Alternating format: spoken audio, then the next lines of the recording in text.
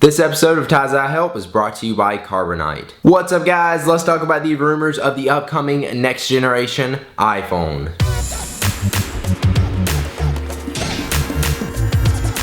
So the rumor is Apple will launch not one, not two, but 3 iPhones in 2013. These rumors are coming from China Times, which has ties to an Apple supply chain. They say Apple is going to launch the expected next-gen iPhone, which I'm guessing is the iPhone 5S, which will have a few little tweaks and upgrades from the current iPhone 5 we have now, but not too big of an upgrade. Pretty much like we've seen from the 3G to the 3GS and then the 4 to the 4S. They also say Apple's going to release a bigger iPhone with a 4.8-inch screen, which has been codenamed iPhone Math. And finally, they said they will launch a third iPhone with a 12 megapixel camera sometime later at the end of this year. What I'm thinking is the 4.8-inch iPhone will come out at the end of this year rather than just a phone with a 12 megapixel camera, and the 12 megapixel camera will come in the 4.8-inch iPhone. That makes more sense to me. Now remember, these are rumors, so none of these are certain, and a lot of people are speculating against it, but if you look at Apple's track record, they just made an iPhone 5 with a 4-inch screen, and then they made an iPad mini with a 7.9-inch screen, so they are exploring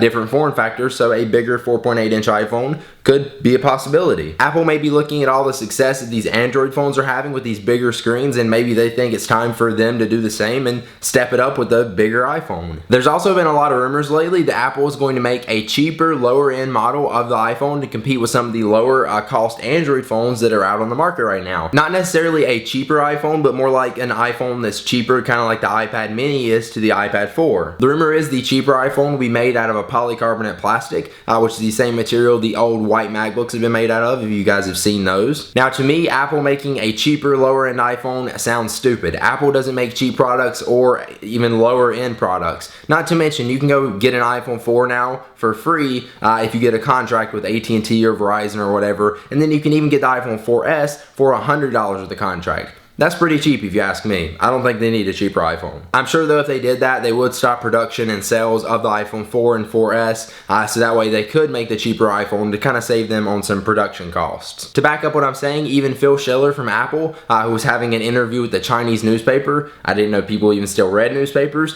completely denied the claims that Apple was making a cheaper, lower end iPhone. So I don't think it's gonna happen. But even though they denied it, this would be the first time that Apple has made a product they said they weren't going to make. There's also rumors saying that the new iPhone will come in 6 to 8 colors, so that way you have more of a selection on your choices, which makes sense. They've been making different colors of the iPod Touch. Why not do it with the iPhone? Now reports are saying that the new iPhone, or iPhones, whatever they decide to do, are going to start production in March, and then we'll have a release date of June. So here's what I think. Will Apple make a cheaper iPhone? I would guess not, but if they do, it will come alongside the iPhone 5S, which I say is certainly going to happen. Now as far as the bigger iPhone with a 4.8-inch screen, I'm not too sure, but I will say I think they really need to do it. With the wide variety of Android phones out there, they are definitely stealing some of the iPhone's customers, but the question is, does that matter to Apple? I think Apple has 2 choices here. They could just keep up with the same release cycle they have now and just release a new iPhone and then a smaller upgraded version of it, and then another new iPhone and then a smaller upgraded version of that, or they could change it up. And they could release the bigger iPhone with a 4.8-inch screen to keep all those people that are switching and going to Android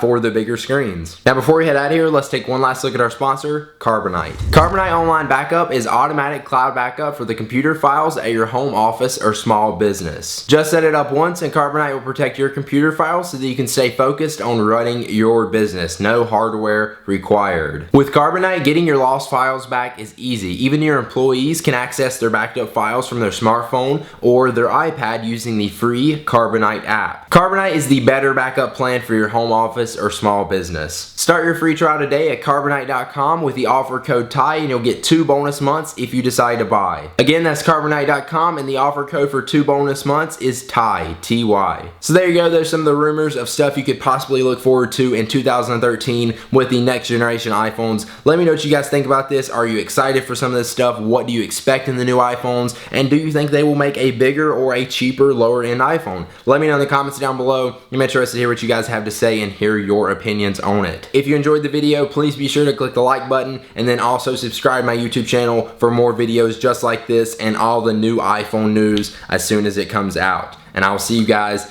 in the next video. Peace!